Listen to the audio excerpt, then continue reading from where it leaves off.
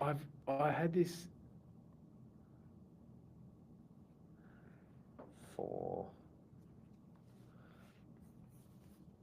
quadrant.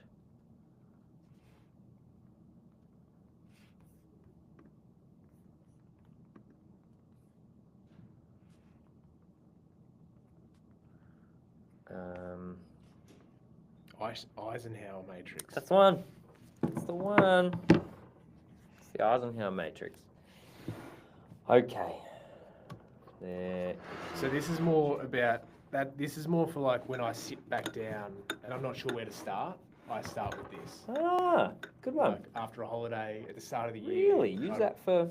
Yeah, I just always planning. write out a list of all my projects and place them around so I know which ones to get onto first. Great. That's like my starting point. Okay, that's good. So are we sort of angled at the?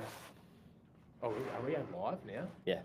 We're live to the YouTube world. Yeah, I always go live before you realise we're live. Yeah, good. Just to drop a few truth bombs. Speaking of which, I need to put the thingamajig in. Oh, well, we better record the episode before we... Hello, YouTube, now. I wonder if anyone's actually watching. Not sure. It's like our first recording of the year. It's Friday the 24th of Jan, 2025. 2025. 2025. We're gonna do an episode about New Year's Eve resolutions, how to start your year off as a creative. Yeah. Let's Ooh. brainstorm the title. That's it. How to start your year off as a creative. That's great. I like that. That's how the ideas happen here in the Country Creative Studio. Ad hoc. Organically, yeah. I think you said, hey, I don't know what, should we do an episode? I don't know what we're going to do. And I was just like, text back, yeah, what about this? Yeah. All right, perfect. Yeah, great. Okay. Let's do that. Let's do that. We've probably done an episode like this before, haven't we? Yeah, maybe. Kicking off the year kind of thing. Yeah. I'm going to turn my phone to silent because I never do that. Yeah. It always Do not interrupts disturb. us. Place that Do over not there. disturb. Out of the shot. Okay. Down there. All right. Well, great. good to see you in 2025, mate. Yeah, it's good to see you actually. Can we tell if people are watching? Yep. I doubt there is, but we'll see. We're going to kick off shortly in case you're watching going, hurry up. Hurry up. Let's go to YouTube. I'm signed in as one of our clients here, so I could just... We better I stream it to there. Yeah, I could just jump on his house. Oh, no, we're not streaming to their account, though. No. We could do a fake. We've got 2 subscribers, so you never know. A whole 2. I'm so confused by how this works. I should subscribe. Is this... Oh, and there's a... Yeah. But you're logged in as yourself. I am, yeah. All right. And so we're... I'm the only one watching. Oh, well, just in case anyone jumps in, we'll see it in the chat. That's right. I've got the chat open here as well. I can chat nice. from in here. Perfect. All right. Shall we? Let's do it. Welcome back to your first 2025 episode of Country Creatives. I'm Reese. And I'm Caleb. The first episode that features us anyway, because we've had some summer series playing. I hope you've caught up on some of our favourite episodes from last year. There were some absolute crackers in there. But today, we're coming at you with an episode of how we're planning and how we're kicking off our years. And I'm really excited, Reese, to hear about your, how do you start a year? How have you started 25? What have you done to really put in place some measures, some goals, and to set a vision for the year to come? Yeah, I think the most important part is actually taking a break. Oh, yeah. Like taking that can be time. overlooked, especially in someone who's running their own thing or, trying to hustle hard on a side endeavor that's a creative thing. It's, taking a break is often something that is not really done. Yeah, it's definitely easier being employed and having leave and our work actually gives us the days off between Christmas and New Year. Oh, that's so great. You don't have to take your leave. That's you get great. the days off plus the public holidays. So that's absolutely magic. But it's a great time to switch off. And I went into this sort of Christmas break trying to be like, I'm going to do nothing. I'm just going to sit around and and it didn't go exactly to plan like that, which is unfortunate. But I really switched off from work and business mode and just went into a bit of a not a hibernation, but like just went about doing things that I felt like doing that I wouldn't normally get time to, like sitting on the couch or playing video games or, like just really chill stuff like that to switch the brain off a little bit. Yeah. Did you find that when you're coming back into thinking about the year, did you find that helped in terms of having energy for that, or did it take a little bit to come out of that break mode? It does take a little bit to ease out of it. Like the first days back in the office are like, wow, this is a long day, 9 to 5. Whoa, like it goes so quick when you're doing nothing.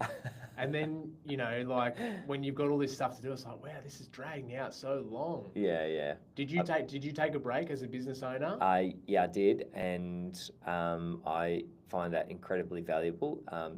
This year, last year I got food poisoning right at the start of my break.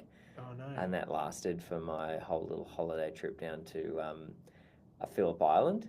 No.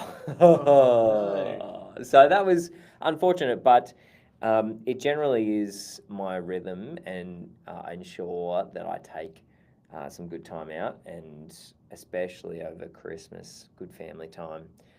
I find it does allow me to do things that I don't generally get to do. I can read more, and I can dream more generally. I can dream in the daytime, like daydream or nighttime. No, daydream. I always night dream. It's great fun, but no, daydream, like vision casting, and it aligns just perfectly with the start of a new year, because one thing we'll kick into practices from here, right? Like one thing I do nearly every year or have every year for a little bit, is a vision board. I love doing this exercise. I think the first year I ever did it was from the LMCLP, the Loddon Murray Community Leadership Program. Oh yeah. In 19, and it was just so much fun. You pick. It's a creative little activity. You pick.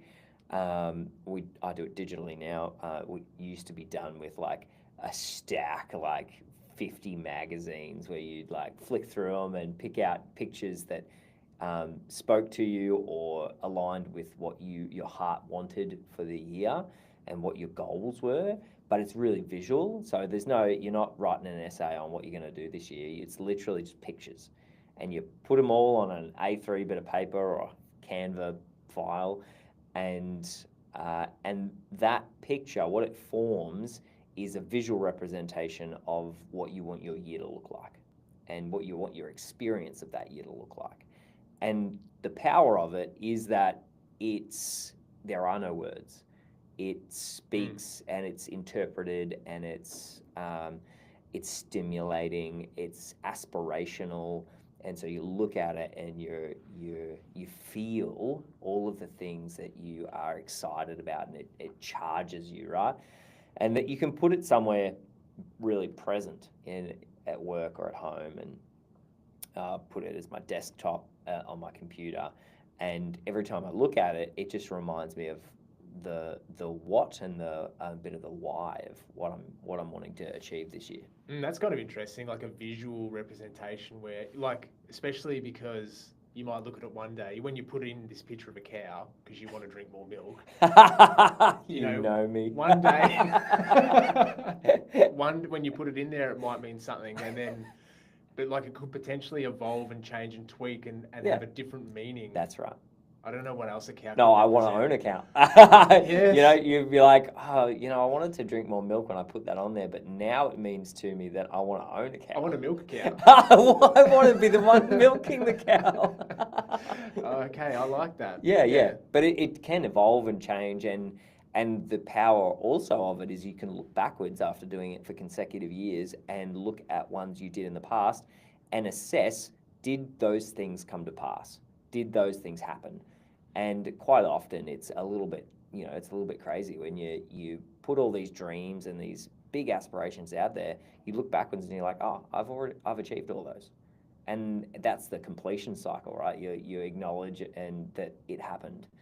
Because you defined it at the start, and then you can acknowledge. Loosely defined it. Yeah, loosely. Cut out a picture and chucked it on there. You're like, well, I can't remember what that meant, but I'm going to reinterpret that. Well, yeah, I encourage people to have some specificity about it. It's not all loose interpretive, but you should look at it and see, did I actually achieve that or experience that or not? Like if you want to go to China, for example, you want to walk the Great Wall of China or do a marathon, or you want to, do a caravan trip, or you want to get a particular car, or you just want to have more family time, or whatever it is, anything you put on there. I kind of like that I kind of like that could be, it's loosely interpreted, like, I want to run a marathon. Well, maybe you didn't run the marathon, but if you started running more and you can now, you're like closer to being able to run the marathon. Closer to becoming the kind of person who could run a marathon. Yeah, that's great. That's huge. And I kind of like that because it doesn't set you up for failure as much. Like you're not putting, like, if you write it down, run a marathon before the end of the year and you don't do it and you kind of go, I failed and that doesn't feel so good. This is like, there's less room Have I to made fail, progress? maybe? Yeah, and it's casting that vision, and so that you've got a direction in which you're going. But like you say, if you don't fully get to that vision that you determined at the start, it might have changed a little bit, or you might not hit it. The benefit of it is because you set that direction, you're going in the right direction, and you will make progress towards that goal, whether you achieve it in a 12-month period or not. I in the past have been really specific about setting that intention. I haven't done it as much this year, or this sort of start of the year, but I'll get to what I have done in a minute. But in the past, like, I'll pick one out that I remember very specifically because it kind of came to pass a little bit. It was, it would have been 2017 or something, and I was just leaning into street art or finding an interest, and we went on, and it was in the middle of the year. Like, it wasn't a New Year's thing, but I just very specifically remember setting the intention. We went on a trip to the snow to stay in Bright. Oh yeah, nice. I was like, we've got a week here. I'm gonna do a bit of soul searching, or I'm gonna have a good time to relax and think about what it is I want to do. And we went through Benalla, and I stopped at this. It wasn't the street art festival, but Benalla has a very famous street art festival, wall to wall. Yeah. I think it's still, I don't think it's called that anymore, but they have a lot of street art, and it was really inspiring. And I was like, wow, this is like a country town that's full of art, amazing international artists. And I said to myself, and I wrote it down, I'm going to be the guy who brings street art to Bendigo. Whoa. And when was this? Like 2017 or something. Love that. And then straight off the back of that, I was already leaning into that, but I just made this big call of like, I'm gonna do it. I'm gonna be the guy. And funnily enough, the opportunities start popping up, and you go, yep, I'm the guy. Yeah. I'm gonna make this happen. Yeah. And a few years later, and I'm not claiming that I'm the guy who brought straight up. You're one of the guys. I can confirm. Well, I decided I was gonna push it. I was gonna make opportunities happen and hunt them down and execute and do it the best I can. And there's a few other people that are part of that journey, of course. And jumped on board, and that's necessary, right? But that's amazing. I love that reflection of you set a desire, a heart's desire, and you're like, nah, this is what I'm going to do. And it actually did happen. This is my thing. This is going to be my thing. Yeah. So that's kind of amazing. And I think what I used to do is go through my book and not just write it in writing, but do a little bit of a typography kind of piece, like an artwork. Yeah. Spend a bit of time, you're thinking about it and you're creating something And I was like, oh, that's maybe similar to your like a creative way of setting the intention. Is like maybe sits with you a bit longer, or you feel a bit more connected to it, and you spend more time in that moment while you're setting the intention. It's not just like a fleeting thought. Yeah, that's so good. Reese, tell me, how have you started your year, and what are some practices that you've implemented? So my big vision for the year is more about a very specific project. That a creative project between our producer Amy and Troy, and maybe yourself, maybe others. It's a bit of a free for all on wrangling in all of the creatives that are kind of in my circle, in my nest. Yeah, all right. And it connects to an art piece that we've got sitting out in the paddock, Bunjil's Nest, that Troy created for Open Studios like over a year ago now. Yeah. And we're gonna burn it down. Whoa. We're gonna burn it down with the sound, light, music, installation, performance that'll be at Nacho HQ. Yes. The property out there. So I came into the year thinking that's my one big creative project that I'm going to spend a lot of time focusing on, and we're going to absolutely smash it out of the park. Yeah. And it's going to be something that we'll remember and other people will remember for a long time. Love it. So it's less about too much of a, I don't know, it's a little bit different for me to just set my sights on one creative endeavor project and sort of forget everything else. So that's my intention for my creativity this year. But a thing that I have become a bit of a habit is working on something called an Eisenhower matrix. Oh, yes. So this is a fairly common one that people are probably aware of, but I'll run through it and bear with us if you already know about it. Yeah. Maybe you know about it, but you don't do it all the time. And how it relates to and how you're using it for a New Year's kind of intention.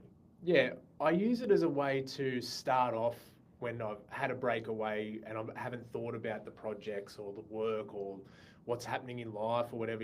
When you've withdrawn from that and had a break, and you come back and you go, where do I start? I know that I have 12 projects on, and which one should I actually pick off and start working on first? Wow. So there's a rectangle and you divide it into 4 squares. There's a square divided into 4 squares. Yeah. Or a rectangle divided into 4 rectangles. I don't really care what the shape is, right? And there's 4 sections to that. And on the top, across the top, you write urgent and not urgent. Yep. And on the side, you write important and not important. And where they cross over and meet is whether something's urgent and important, or it's important but not urgent, or it's not important and it's not urgent. Yeah. And so you write down, you draw the box and you write down all of the things that come to mind that you need to put into this box, whether it's projects or if you're doing a DIY project, you might go, all right, let's just map this out. You can map anything with this, really. Yeah. And you start putting them in. Obviously, the not urgent and the not important things, it's a good way to figure out what they are, because sometimes they seem important or they seem urgent, and you think about, actually, I don't really need to do that. And it serves no purpose compared to this other thing over here, which is urgent and important. Let's target those first, and then I can put them into the important but not urgent, because you've started to deal with it, so you can move things through into other sections as you go. Yeah, that's great. When you've refined a list of what you think is urgent and important, then you can test that filter again with that pool, and you go, all right, out of these ones, what is most urgent and most important? And then you become, it's a way of filtering down the amount of things and prioritizing them so that you can plan out how they're going to get done and when they're going to get done.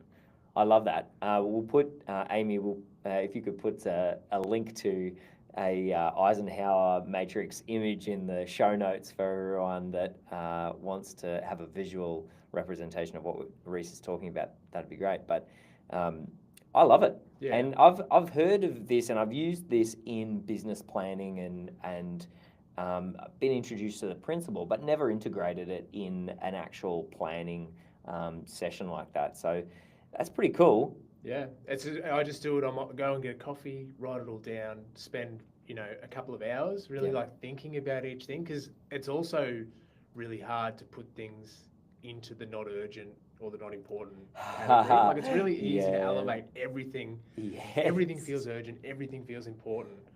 And I was maybe going to ask you how you don't do this exercise, but if I was to ask you, like, how do you decide what is and isn't important? That was my next follow-up question for you. Yeah. But no, I could give it a crack. So the classic issues that you run into if you don't actively do this exercise is that you think everything's urgent and important. The other thing is that what other people think is urgent and important becomes your urgent and important, right? And so the process of thinking about it enables you to go, is this actually that important to me? Or am I feeling the pressure of someone else's urgent? And am I making that my important? Or is there something else that really needs that time that's more important to me? And so there's those questions that when I've done this exercise or planning anything, I've kind of thought about those couple of things, like break it down project to project. What will happen if this is achieved? What will the benefit be of it being achieved? And is this genuinely important to me? Or is it someone else's urgent thing? And, does that need to inform how important this is to me? Or can I give myself permission to let that go and put it in a different box and lower its priority level? Sometimes something that's important to someone else will mean that it is very important to you because of that person's relationship with you. But assessing each project and each priority and thinking what's the value of getting this done, and where that kind of helps me put it in a bit of a priority order. It is a tricky one, isn't it, when someone else's urgent and important becomes like they push that onto you. Like, no, you need to deal with this because it's important to me. Yeah. And it's a trade-off sometimes. Yeah. Maybe you need to say, like, hey, look, I know this is important, but like I've got more urgent things pressing on me right now. And this doesn't really fit in that box for me. It's so easy to just be led, and it's something that you'll be confronted with, that your email inbox as well. Emails come in and someone is asking you to do something. It's so easy to just do that rather than think, well, what is actually my priority for today? Yeah. And when do I need to do this thing that someone's asking me to do? Because it's so simple to just go, oh yeah, I'll just do that right now. But then what are you deferring that's on your priority list that you're going to have to pay for later on? Yeah, the bit of brain space that you used up on that task can take away from the big thing that needs a lot of work. And you can guarantee people in all levels of access to you will always be saying, hey, can I have some of your time? Or hey, can you do this for me?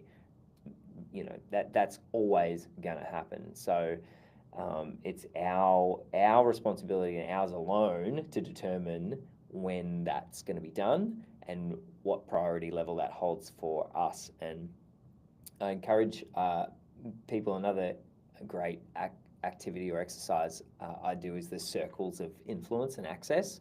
And so you draw a circle in the middle that's got you. In that circle, for me, is like who's at the very center, who has full access to you, and at your very core, nothing hidden. In that immediate circle, it's just me and God, right? There's no one else in there. There's no people in there. The next one is who's the one person that is directly connected to you and journeying life, and you die, and so there's my wife's in there, right? And then and my best friend, right? And then you do these circles outside of that, and it helps you kind of order and see visually where people are and what kind of access that you choose to give them. Can someone in circle 3 say, hey, my car's broken down. Can you come get me? Or hey, I need help moving my house. You know, can you do it for me? Or hey, I need someone to stay tonight. Can I sleep at your place?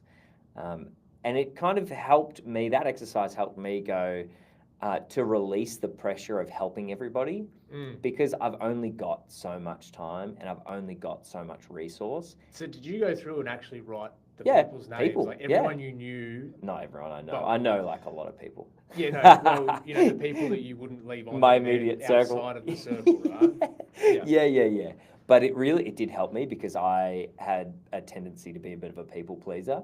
And so, you know, these people that have distant levels of access and they're in many circles deep would come to me and say, hey, you know, you're a good guy. Can you help me do this, X, Y, and Z?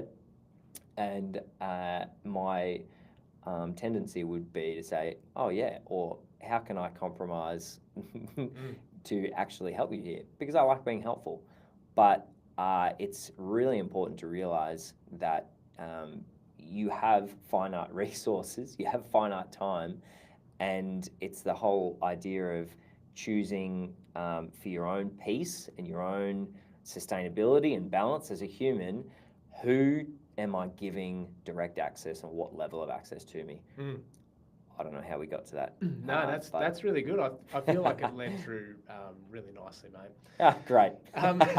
Good. Because it helps decide where these activities fit on your priority list. Other people's urgent and important. Yeah. Who's got the access to me? If they say it's important to them, then that means it's urgent to me. Yeah. And if you can define, if they're in like circle 2 or 3, then of course those are the people that I say.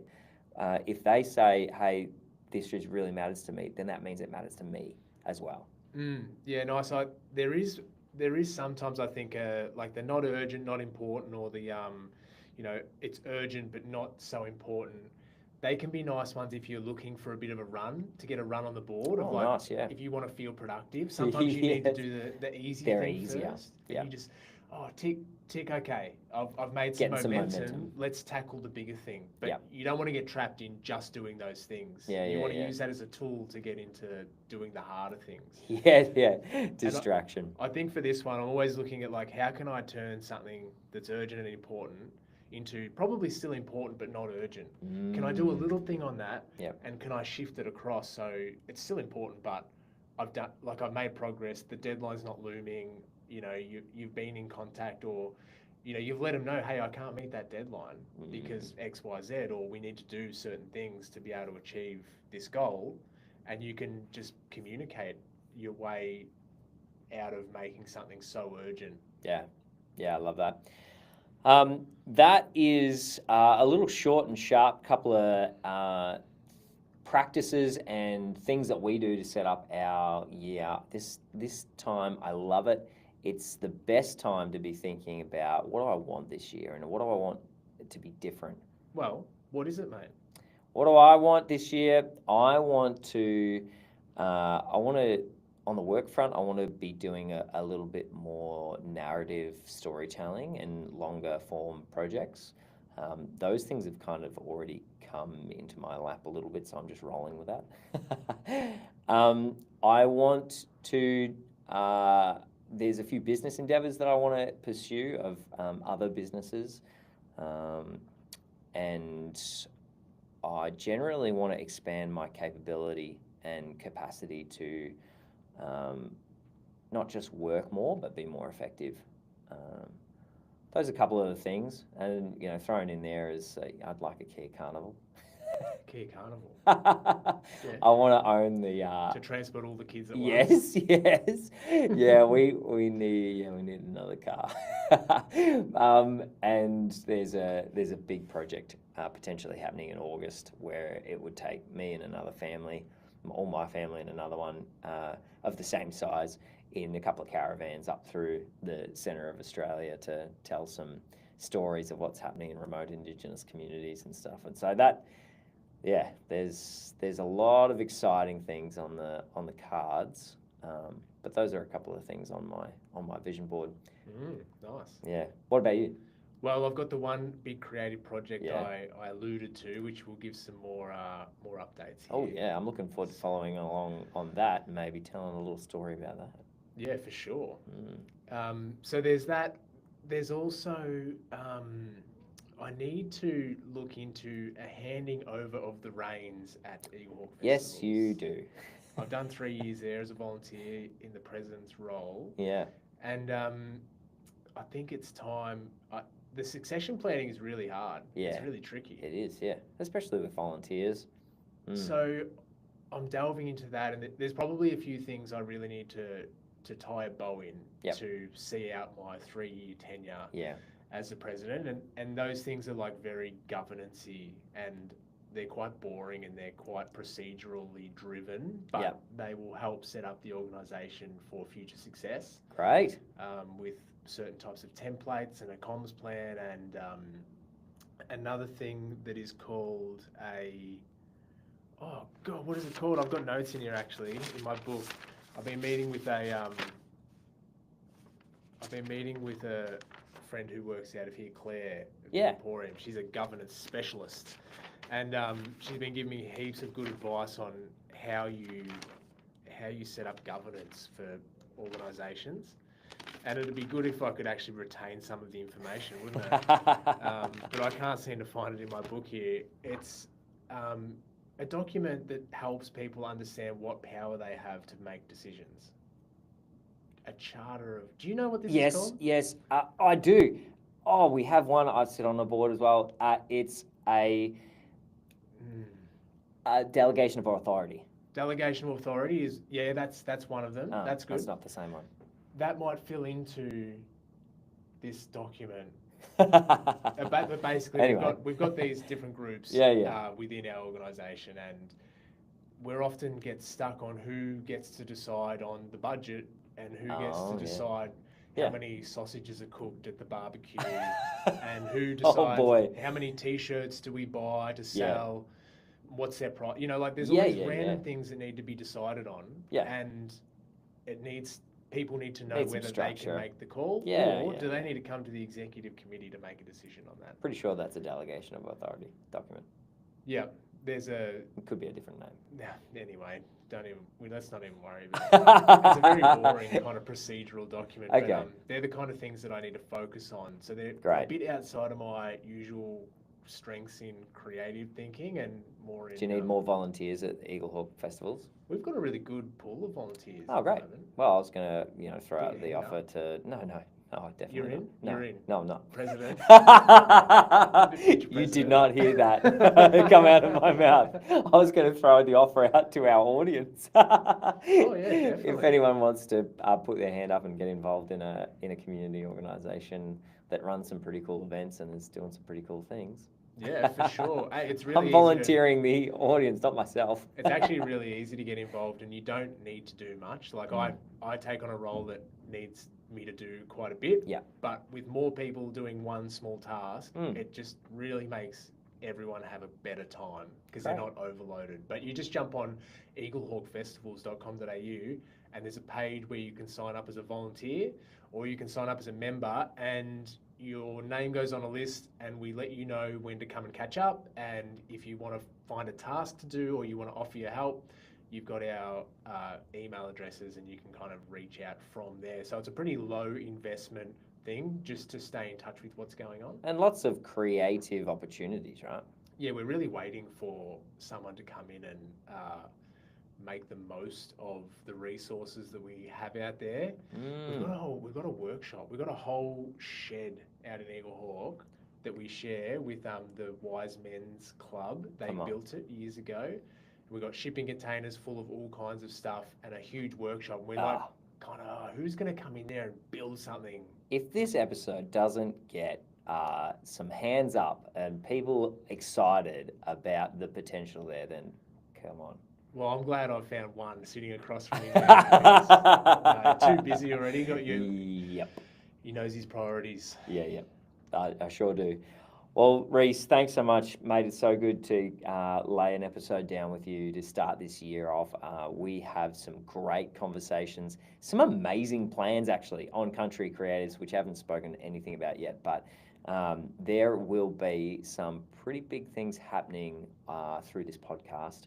So, mate, here's to 2025. 2025, and to everyone listening, all the best for setting your intentions for 2025. Yeah.